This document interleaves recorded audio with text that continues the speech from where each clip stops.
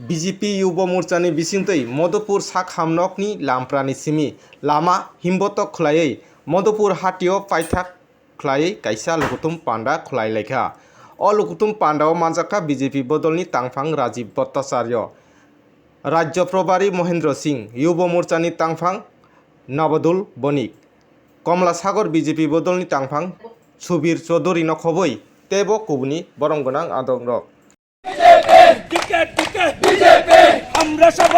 21 जनवरी 1972 को त्रिपुरा की स्थापना हुई और 72 से लेकर के 22 तक आगे इन 50 सालों में अगर आप लोग देखेंगे तो आपको पता चलेगा मेरा त्रिपुरा कैसा था और मेरा त्रिपुरा कैसा हो गया। तब आपको आकलन करना पड़ेगा, आपको दिखाई पड़ेगा। आप अगर 2018 से पहले एयरपोर्ट पर जाते थे तो केवल 2 फ्लाइट चलती थी, एयरपोर्ट बस अड्डा जैसे लगता था। आज मेरा एयरपोर्ट इंटरनेशनल एयरपोर्ट बन करके तैयार है। अब 2 फ्लाइट नहीं चलती, अब 28 फ्लाइट चलती है, 28 फ्लाइट आती और जाती है। आज हमारा एयरपोर्ट देश के नंबर 1 के एयरपोर्ट पे बन गया है। पहले हमारे त्रिपुरा के अंदर आप सब लोग जानते हैं, एक ट्रेन पकड़ने के लिए लोग जाते थे, वो भी ट्रेन बरसात में बंद हो जाती थी। आज दर्जनों ट्रेनें चल रही हैं और कैसी ट्रेन चल रही है, शताब्दी भी चल रही है, जन शताब्दी भी चल रही है, मेल भी चल रहा है और तो और राजधानी भी चल रही है त्रिपुरा से। कितना सुंदर बात है मेरे भाई और बहनों। आप सब जानते हो मेरे त्रिपुरा में पहले एक नेशनल हाईवे था। एक नेशनल हाईवे 50 साल में बना और 5 साल में 7 नेशनल हाईवे बना करके त्रिपुरा की जनता को देने का काम भारतीय जनता पार्टी ने किया। पहले पता ही नहीं चलता था कि सड़क में गड्ढा है कि गड्ढे में सड़क है। अगर आप अपना अवगत आছেন যে আগামী 16 ফেব্রুয়ারি আমাদের এই ত্রিপুরা রাজ্যে নির্বাচন হবে। আর এই নির্বাচনে মাননীয় মহেন্দ্রজি বলেছেন যে 2023-এ ভারতীয় জনতা পার্টি সরকার।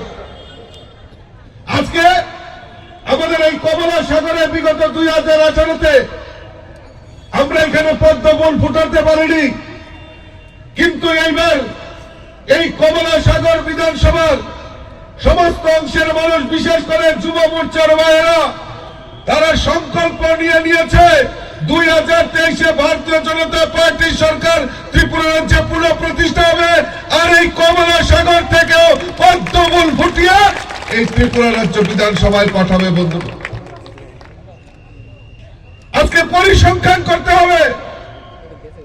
2018-তে মানুষ দীর্ঘ প্রত্যাশার পর ভারতীয় জনতা পার্টি সরকার ত্রিপুরা রাজ্যে প্রতিষ্ঠা করেছিল।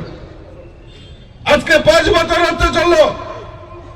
এই সরকার, এই বিজেপি সরকার মানুষের জন্য কি কাজ করেছে আর বিগত 25 বছর ধরে এই কমিউনিস্টরা এই রাজ্যের বুকে রাজত্ব করেছে তার পরিসংখ্যান আপনাদেরকে জানতে হবে। কিছুক্ষণ আগে আসার মুহূর্তে আমাদের যুব মোর্চার সভাপতির বক্তব্য শুনছিলাম।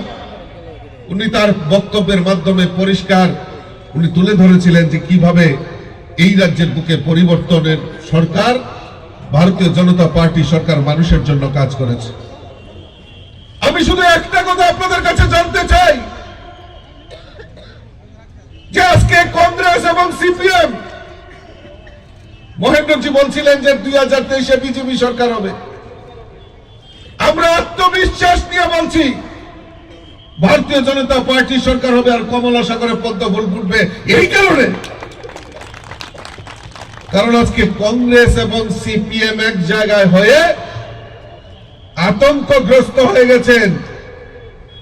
তাই আজকে কংগ্রেস সিপিএম এক হয়ে লড়াই করার স্বপ্ন দেখছেন আর 2023-এ ক্ষমতায় আসার স্বপ্ন দেখছেন। বন্ধু,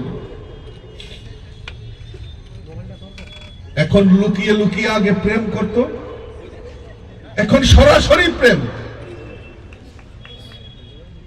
2018-র বিধানসভা নির্বাচনের আগে জিজ্ঞেস করবেন না এলাকার কংগ্রেসী নেতাদেরকে, সিপিএম এর নেতাদেরকে, 25টা বছর রাজ্যের বুকে কমিউনিস্টরা যাতে শাসন করতে পারে তার জন্য ওই কংগ্রেসীরা তাদেরকে সহযোগিতা করেছে। আমি ভুল বলছি না, একবার হিসাব মিলিয়ে দেখুন। কংগ্রেসীদের সারা জীবন চেহারা দেখা যায় না, নির্বাচন আসলেই খালি চেহারা দেখা যায়। আর কি বলে, এইবার আইতাছি, এবার আইয়া ভরতাছি, আইয়ালই আইলে সামরা সুইলালাম। আর দেখা যেত ওই কংগ্রেসী নেতাদের মোবাইলের সুইচ অফ হয়ে যেত নির্বাচনের রেজাল্টের ঘোষণার আগের দিন, কারণ তারা জানতো ওই দিল্লিতে ইন্দিরা গান্ধী, সোনিয়া গান্ধী, রাহুল গান্ধী, ওই গান্ধী পরিবার, ওই সিপিএম এর প্রকাশ করার, ওই তাদের কাছে সিপিএম এর হাতে এই ত্রিপুরা রাজ্যকে বিক্রি করে দিত।